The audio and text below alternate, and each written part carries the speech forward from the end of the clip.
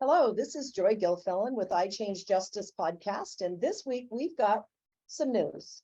We are starting a process called the Community Regeneration Conversations that we are going to be airing from the Restorative CommUnity Coalition website, from our Facebook page, and from some of our other outlets. This is the beginning of a new phase of evolution for the Restorative CommUnity Coalition. I am here today joined by Irene Morgam, Deb David, Ilona Krohn, and Chene Keltz. All five of us have become very active in putting together this 15 episodes series out of Whatcom County in Bellingham, Washington, in the far reaches of the northwest corner of the United States. So this is the first episode, and we're going to introduce what the 15 episode series is about. We're going to talk about what the Restorative CommUnity Coalition is first, so that you all understand what we've been doing and who we are, each one of us as different people involved in the coalition.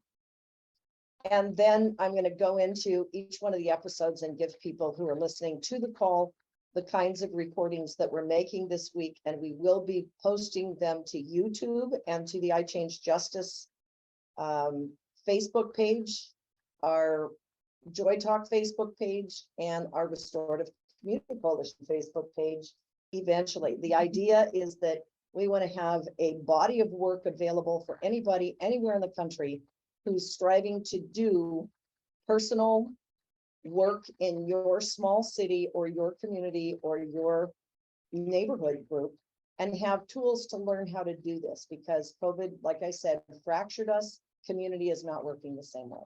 So welcome to the iChange Justice podcast. And Irene, if you would like to start, why don't you give just a couple minutes introduction to who is the RCC? Why did you found it in 2006? What's up with you? Hello, everyone. Thanks for joining us. I'm just really excited to have this opportunity again to encourage other people to step forward in your own communities and make a difference. And I just learned recently the difference I made in 2006. Yeah, it was and good. 2008 or 9. I've always known there was something wrong in our society. I knew it when I watched people go through the welfare process in the 70s and 80s. And even when I was in school, and it was a long time ago. And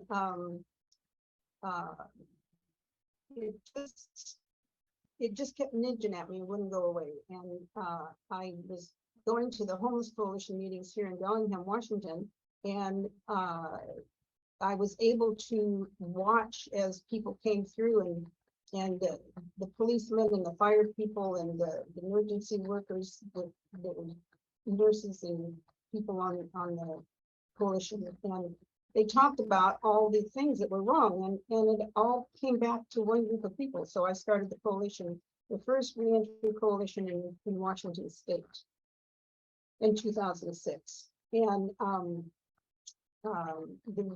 my inspiration was Don Kirshner, and he had been inside for 2.5 years, serving a 25-year sentence. And his prosecutor let him go because he realized he wasn't who he thought he was. And so I read Don's book, A Matter of Time, and I knew that he had been to a local bookstore, and I missed him. So long story short, he came down to our first meeting in 2006, a blissfully wintry day, and we started, and we had 14 people, and 4 of those 14 people were Department of Corrections employees. So I knew I'd struck a chord. So just to intercept for a second, a couple of weeks ago, we had an episode online where Don Kirshner is the presenter. So if you go into iChange Justice podcast on Spotify, you can look back a couple of weeks and you'll see a presentation by Don Kirshner. I want to add a personal interest story. I actually attended that Barnes & Noble presentation where he was talking. So, and I was absolutely not interested at all in the incarceration issue. He just happened to be a friend of mine. She invited me to come. I went and listened. I had absolutely no intention of having anything to do with any of this. I was simply being there as one of the people in the audience, and here it comes, 4 or 5 years later, I end up connecting with Irene differently. And that's what Don's going to talk about in that iChange Justice podcast. But in short, what he did, because I know it's hard to toot your own horn, so I'm going to toot it for you, is that Don in that episode on iChange Justice acknowledged that because he was working here in Whatcom County with Irene Morgam, and because Irene founded the coalition, when he moved to Sedona, Arizona, he ended up talking to a sheriff's deputy. He talked to corrections deputies. He talked to probation officers. He was doing a project inside the jail and justice system down there, inspired by Irene and the Restorative CommUnity Coalition. So her dedication to work with people coming out of jails, not just out of prison, inspired him to take action. And he ended up launching the projects down there, which then spawned 2 other major projects down there when our community officials wouldn't do what they did. Welcome back, Chene. Please introduce yourself to our listening audience. Hello, everyone. I just want to say shout out to our listeners. Thank you for continuously joining us, listening in, learning new things, being flexible and open-minded. I just wanted to say that, I met Irene in 2009 by accident. Like she said, I was getting some services and help with an energy bill at Opportunity Council. Someone who was a supervisor there overheard my conversation with the case manager, kind of probably perked his ears up that I had just gotten out of work release in Bellingham. I spent 4 years in prison. I was enrolled in college, and I just needed a little bit of help. So he said, hey, can you come and talk to me after you get done with your intake here? And I said, okay, and that's when I met Jim Kozad, and he told me about the Whatcom Reentry Coalition and invited me to a community meeting. And at that time, I was really involved with Narcotics Anonymous. I was enrolled in school, trying to do my transfer degree for human services. And when I met them, I didn't really have any idea of what they were exactly trying to do, but I knew that they wanted to help me. And that what they did was they asked me, like, didn't you ask me like what I need or something like that? And it was a question that, How can we help you? yeah, how can we help you? And I hadn't really been asked that question since I'd been out of prison. I think I'd been out of prison at that point only about 6 months, 5 months, something like that. And nobody in the community had yet asked me what how they could help me. Typically what my conversations with people were, what do you want to do? That's what a lot of people ask. What do you want to do? Well, I don't know what I want to do. So they really helped me find that voice, and figure out what it is they could help me with. They had a really small budget at that time, but they enrolled me in a pilot project for a housing program that they wanted to start. And what that looked like was helping me, figure out what my budget would be, going from prison making 42 cents an hour to making minimum wage was a huge jump, in income. And so for anybody for myself anyway, for where I came from, having a large amount of money is a really big trigger, because there's a lot of fears around having money, keeping money, making more money, especially when you have a lot of responsibilities. You have family responsibilities, you have fines that you have to pay. I didn't have a driver's license yet. There's all these things that cost money. And so shifting my mindset, that was a big thing that the Reentry Coalition at that time, now the Restorative CommUnity Coalition, did for me. Yes, Joy. One of the things I wanted to notice is that for any of you who have been observing how fast technology is moving in the world right now, think about the person. This was Chene. She went into prison as a young person. She didn't know how to manage budgets. She didn't know how to do stuff. She was dealing on the streets. Like she wasn't acculturated in the first place. Then she goes into prison and she's out of society, literally completely out of society for 4 years. She has to re-enter. This is like being a Rip Van Winkle, you know, showing up in a whole new world that over 4 years had already transformed itself and was operating in a whole different way. And now she had to re-enter without any knowledge, very little coaching, very little support. And that's why Irene Morgam founded the coalition in the first place. How do you help people re-enter society to become functional in a current world? And that's where Chene was as a young woman. So Right. continue, Chene. Thank you, Joy. So that was one of the biggest perspectives and changes in my thinking, and needing that mentorship to kind of coach me. So what happened was they got a small grant and they helped me get into my first apartment, having them, you know, sign off that I am a good person and I am trying to change my life. You know, that helped me get my own apartment, paying the deposit, paying my rent on a titrated, I call it titrated. So at first they paid my, you know, move-in fees and they paid my rent, my full amount for a couple of months. And then slowly I started paying a small amount at myself. And so their subsidy was getting smaller and my responsibility was getting larger, but on a very slow scale so that I could learn how to make phone calls to pay my bills, get online and pay my electric bill, get a money order for my rent. I mean, all these things, because when I came from, you know, a drug addict, I was an IV drug user. The only time I paid anything was to my drug dealer. I hardly ever ate food. You know, I didn't know how to take care of myself. You know, having a cell phone, even a cell phone. Some people only use a cell phone to call their drug dealer.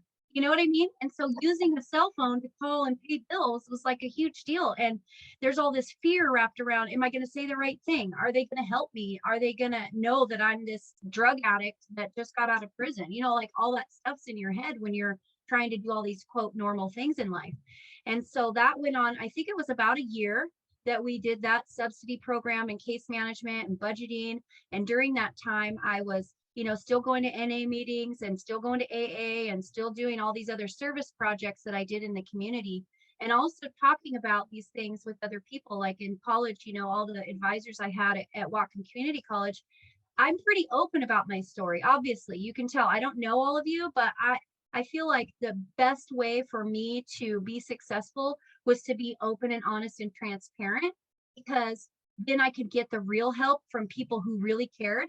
And the people who didn't, you know, they can just go do their own thing. But there was that, I had to have that mentorship, that one-on-one stuff, that people were there encouraging me, believed in me, even if I did mess up, you know, even if I did, oh, now I blew, let's say, I got into gambling. You know, there are a lot of people in 12-step programs, they go gamble because they don't think it's part of their addiction. So I fell into that trap. And there were times where I didn't have money to get groceries, but my bills were paid. And so in my mind, there was another growing pain. In my mind, all my responsibilities were taken care of, but I still wasn't taking care of myself. So there's been like, you know, these seasons throughout the last 17 years where I've had to like go back to where my grassroots, I would say, with Irene, and like, what do I remember? You know, taking care of my mind and my body is the most important thing. And that's something else that was taught to me by her and the rest of the people that work with her in the program.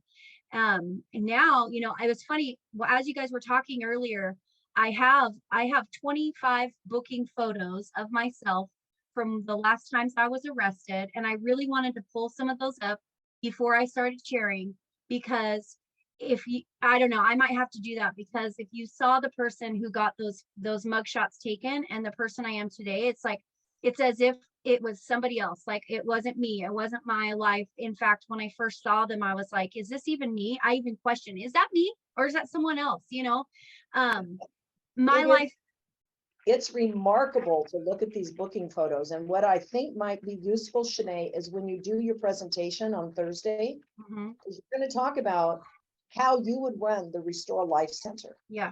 And I think one of the most profound things we could do during that presentation is to open the show with our Reclaim Lives video, because it was recorded back in 2008 or 9. I don't know when we recorded it. 12 or 13. But we recorded it and we were talking about you. You didn't know you were on the call. You didn't know anything about it, but we were talking about you as one of our clients. And if we played that video for just a few minutes on Thursday, when people can watch this live, Mhm. you can show your video of your pictures of all these 24 times you were booked, right? I Yeah. mean, this is a young person who started in teenage years Mhm. and then ended up in prison for 4 years. And today she is helping us launch this campaign to completely change the way we do business in the criminal justice system. Is there more that you need to I'd say? like to say something here. Sure. I just want people to know, one of the first things I realized when I started working with folks was the vast loss of human potential. And this woman that's speaking now is one of the most incredibly intelligent people I know. And she's been there, she's done it, she knows how to do it, she knows how to express herself so that other people can learn from her. And I am so excited for this whole program to be launched so we can actually get on with allowing folks to live into that potential that has been totally shut down. Well, not totally, because lots of people in prison, I believe, are entrepreneurs, and that's why they got there, because they think out of the box. And but anyhow, I'm just so pleased that Chene has done as well as she has, and I'm proud to say that we were part of that. Thank you. Thank you. Just real quick, I got about 5 more minutes. I just want to tell you guys, you know, since then, what my life has been like. So right now I am a store manager for an antique and vintage thrift shop in Anacortes, Washington. I live in Anacortes. I live in a triplex right next to the beach. I can walk to the beach. I have a 6-year-old daughter. I'm married, been married almost 8 years. My husband is also in recovery and is, you know, he's got 2 strikes from assaults from drinking when he was young. And so he has a criminal record, and he was also graduated from college. I've graduated 3 times from college. My husband's graduated from college. He's a welder. He works for Janicki Industries. You know, I'm the PTA president at my daughter's elementary school. They asked me to be the president, like, be the president of something. I was like, okay, you know, I mean, this is what it does. Like, I'm a contributing member of society. I think that, you know, my average income, my household income is about $85,000. You know, we're middle class. I mean, that's somebody coming from drawing up mud puddle water to do drugs before I went to prison. I mean, I had no self-respect. I had no respect for anything in life. I was walking dead. And here I am, a member of my church. You know, I'm an active member of my church. I'm on a softball team. I don't know. I mean, all I can tell you is baby steps, one thing at a time, and learning how to believe you're valuable and that you're worth having a good life. Those are the things that changed my life. And so now I am the person that people call. People call me when somebody's hooked on fentanyl and they don't know what to do about it. People call me when their boyfriend is in jail and gets in trouble and they can't contact them. And how do I do that? People call me to get those informations and that resource. And I was the one who needed the resources. And the biggest thing about the Restore Life Center for me is taking those people straight from a 911 call, giving them services that are long-term so they can turn around and become that person that then responds to that 911 call so that they can help the next person. And that's invaluable to me. When I was in prison, I'm going to back it up a little bit, because I had an opportunity in prison to either stay street smart and not get self smart, or I could make another choice and learn how to be smart about myself. I surrounded myself with lifers. They call them lifers, people that are doing life sentences in prison. Those women in there were the ones who taught me it's not what you did, but how you handle what you did that matters. And because of that, I was able to answer Irene's question, how can we help you? You know, even though no one had really asked me that, it's because people taught me that I had value, even though I had made some mistakes, even though I had 2 children that I gave to my family for adoption. People ask me, how are you able to raise your daughter when you had 2 other kids that you didn't get to raise? I mean, how do you get up in the morning and like keep doing that? It's because I know that I'm valuable regardless of that. And they were in safe places, and they were in the best place they could be. And now I have great relationships with my sons. They're 23 years old and 17 years old. My daughter knows those are her brothers. They know about my history. It's the honesty, the transparency that has created the ability for me to have those relationships. And that's why I'm so big on transparency and being honest and sharing your story. Our story helps people. They say hurt people hurt people. Well, help people. So that's all I want to say. I'm sorry I have to go. I have a volunteer engagement. I arranged for my volunteers. Everyone that works at my store is a volunteer except me. I'm doing a volunteer brunch and paying for them to have some good food. So I have to go. I will be back, and I'll see you guys on Thursday. Love you, Chene. Love you. Thank you very much. We've got another few minutes. I want to introduce David next, and then we'll introduce Ilona in a few minutes after that. And then I still need to close up the presentation to explain what our agenda is going to be. So welcome back to the call, Debbie David. We just finished up with Chene. She will be one of our presenters on Thursday morning at actually Thursday at 3 o'clock in the afternoon. So when you'll next hear for sure from Chene at 3 o'clock next Thursday on this same platform. Now we're going to hear from Debbie David. Debbie is the second person who entered the coalition at the same time virtually that I did. Debbie's focus has been in the mental health, mental wellness world, and she will be talking also on Thursday. She'll be on the 10 o'clock in the morning episode, but welcome to the show, Debbie. You've got about 5 minutes to introduce yourself. Well, thank you, Joy, and it's wonderful to be here. And just this morning, I was reading about how to do a safety plan in the workplace. So I'm excited that I've got some more mental health tidbits to bring forward when I talk to you later this week. So my name is Debbie David, as Joyce said, and I found the coalition as a result of trying to assist a family member that got entangled with the criminal legal system. And I came from a law enforcement family. My mom was one of the first female deputies in the state of Wisconsin, in the small county that I lived in the Midwest. And I actually also became deputized at age 18 and worked in the jail as what they called then a matron. It would be a corrections officer now that was just female, but back then the women served the purpose of being present when a female was arrested and they weren't supposed to be alone with a male officer. So that's where I came in. My father also was a deputy and served on the sheriff's posse, and so there was just this level of decorum, I guess you could say, in our home, because we understood that our parents were members that served the community. And so I got to see the aspect from their perspective, but I also, as a deputy, saw how one of the women that I actually went to high school with was handled, and that was a disturbing situation because I was aware there was issues in her family home that created some behavior issues with her, and that led to her acting out. So you're talking about when you were working inside the jail, there was one of your high school friends that got arrested, brought into the jail, brought into the prison or jail, it would have been, and you were shocked. I mean, there's another episode where we talk earlier in the iChange Justice. If you go back, we've got about 40 episodes online that you can go back. iChange Justice on Spotify. It will be, and it's on other applications as well, where you can pick up your podcast.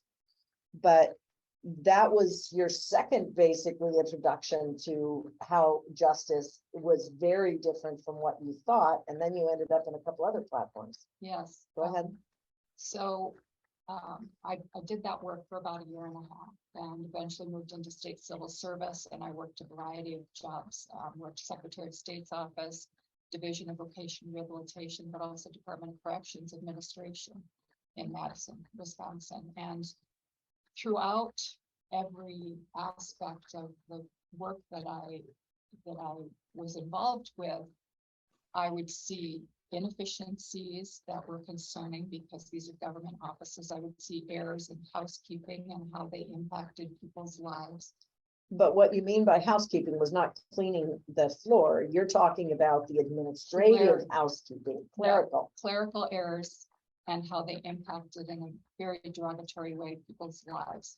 And so all these things just kept adding up over and over time. So fast forward, when I was here and encountered this issue with my family member in the criminal legal system, I was like, this could just as easily be a very serious situation if any of these clerical housekeeping errors occur, and I need to find out how I can support this person. And that's when I met Joy and Irene, April 2010. And we talked that after that first meeting for hours. So anyway, on board, always advocating for people's wellness, and really without our individual, not much else in our life is going to go well. And we now know through adverse childhood experiences studies and other research that trauma impacts individuals to the point that they can develop physical, psychological, and even addictive types of behaviors as adults. And trauma, unhealed trauma, is what can lead to that. And so helping people heal and become whole is in that lineage of allowing each of us to reach our maximum potential. And so that's the aspect that I come from. I have developmentally disabled grandchildren that I'm concerned for their future, because our country has 550,000 intellectually disabled adults in our prisons. That's not okay. They had to have fallen through the cracks for that to occur, because people with intellectual disabilities don't have an awareness of right and wrong. So why are they there? So anyway, thank you all for being here. Enjoy. If you have any other things you want me to bring up, welcome and thank you. So Debbie will be speaking on Thursday morning, making the case for community investments and the costs, the benefits, and the gains. Because I'll tell you what, this woman is a wealth of knowledge, because she's worked at the ombuds level. She's been working behind the scenes at the Restorative CommUnity Coalition for over 13 years directly with me and Irene. Irene and I could go public. She had to be quiet and stay out of visible opportunity because it was dangerous for her partner, herself, her children, her loved ones to be visible when they were doing advocacy work and trying to help people. So Debbie's knowledge spans everything from adverse childhood experiences and early poverty trauma. She's got different kinds of certifications that she'll talk about on Thursday. So thank you so much, Debbie, for coming aboard. So thank you very much, Debbie David, for being one of our iChange Justice hosts. And now I'm welcoming to the conversation today, Ilona Krohn. You were a guest here from Germany. You were invited here to help us understand the economics of what's going on with this. And you have just thrown yourself into it head first, spent an enormous amount of time, but you've got a background in global economics analysis anyway. So this was an interest area of yours. Tell us about yourself. You also have 2 prior episodes in iChange Justice, so you can go back and listen to those. They were a couple of weeks ago and then several weeks before that. So welcome, Ilona. Welcome to the call. Thank you. And hello, everyone. Yeah, I'm the newest guest, the newest member of the RCC. Not quite, but almost. And yeah, as Joyce said, I have two passions. One is human potential, and we talked about that before. And the other one is how the economy is not really helping us, or in a lot of ways is even hindering for that potential to come out. So I was born in 1967 in Germany, and I spent the first 20 years or so of my life, or 25 years, looking at the Holocaust, because when I saw the videos from the concentration camps that came out in 1945, I just couldn't understand how people or human beings can treat other human beings like that. And I spent a lot of time going into history and looking at patterns of genocide and just the way people treat each other. So that is one side of my background, and the other side is I'm coming out of the insurance and reinsurance market, so it's the financial services sector, and I spent over 30 years working in various roles within that. And in that time, I've also got an economics degree. And within that time, I just, again, looked at patterns to see how the system actually works and whether it works the way it's advertised or whether there's actually other things going on. And so, yeah, as Joy said, I'm going to speak tomorrow about what I found. And I'm really excited to have this opportunity because the key point is that the economy is a human system that is built on the assumption that there's not enough for all. And that has shaped everything. So when we're talking about incarceration and law and justice and so on, underneath all that is money, or the lack of money, or the way money flows from one to the other. And that's the patterns we're going to look at tomorrow. And I'm also going to be here if anyone wants one-on-one conversations. I'm going to be here all week, and I hope we're having a nice discussion. So what's exciting about this, people, I mean, this is really exciting. I've never had an opportunity to have one person work with me who has the kind of wisdom that Ilona has around global economics. Now we're talking global economics, we're talking local economics, we're going to be talking internal economics, we're going to be talking about money. And the value of that is that people who are talking about money typically like to pretend that they're not associated with the criminals and with the people who are broken or hurting inside our system. And there is nothing more obvious than that, and than in the past couple of years when we went into our COVID crisis and people were isolated in their homes. They were shut down from being able to communicate with the people who were running our governments. They were closed off. We had an entire episode in Whatcom County where the county was bullying our homeless. And people don't like to say that, because what we commonly like to think about law enforcement are people who are protecting us from the criminals. So one of the things I would like to point out is what Ilona said was, you know, is it what it's advertised as? Now, in layman's terms, oftentimes people will say, well, there's a conspiracy out there, or, you know, it's not what it's cracked up to be, or those guys are crooks or whatever. And over the past 13 years, what Irene and I and Debbie and hundreds of other volunteers in our community have been doing has been diagramming the truth about all those things, the truth as we see them. And so over the next 15 episodes of the community regeneration conversations, we're going to be talking about different elements of that, because we've discovered that there are truths and there are untruths. Then there are hidden truths. Then there's the story about the truth. And then there's the impact of what those things do with other people. And as of yesterday, we went down and we did an opening ceremony, a prayer ceremony at a arch for healing and reconciliation that was established in Whatcom County a few years ago, that had to do with truth and reconciliation. But it had more to do with the fact that during a period of time in Whatcom County's history, we had the Ku Klux Klan that was a big group. We also had another group of people who were the vigilante group who was trying to shut down the northern border and stop the immigrants from coming in. We had another period in our history where people were expelling the Sikhs, and then there was another period in our history where there were things like enclosures, and there was slave trade across the border, and there was being smuggling done across the border, because we're in this space between Vancouver, BC, and Seattle. We're on the northern border of the United States on the main highway, the main transportation highway going up I-5 from southern Mexico and points south, even through over the Panama and then into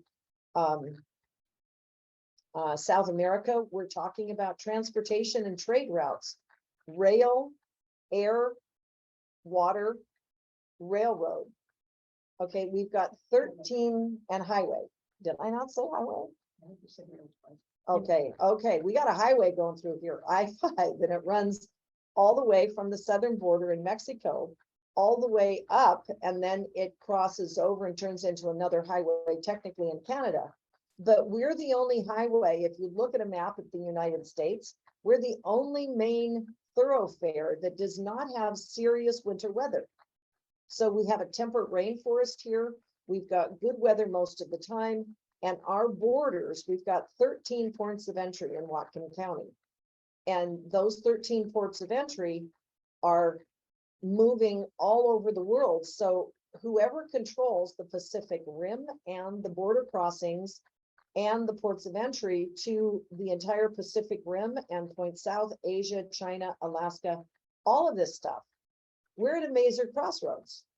And so trying to diagram what are the problems and what are the elements and what are the forces and what are the law enforcement agencies and what are the opposite of that, the drug smuggling and the smuggling interests, all of those things have complicated what we're trying to do in Whatcom County.